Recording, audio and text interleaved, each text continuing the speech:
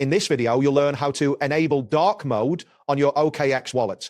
By following these instructions, you will be able to switch your wallet interface to a more visually comfortable setting. Begin by opening the OKX app on your mobile device or navigating to the OKX web wallet on your computer. If prompted, log in using your credentials to access your wallet.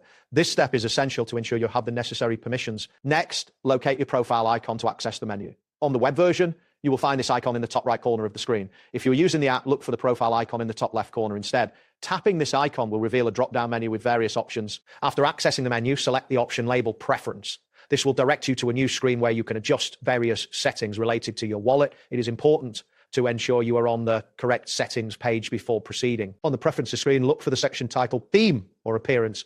This section is where you can customize how your wallet looks. Once you find it, select the option for dark. The wallet interface will switch to dark mode immediately, providing a new visual experience. Your OKX wallet is now successfully in dark mode. If you ever wish to revert back to the light mode, you can do so at any time by returning to the same menu and selecting the light option instead. This flexibility allows you to choose the interface that best suits your comfort. That wraps up today's guide. Thanks for watching, and catch you in the next tutorial.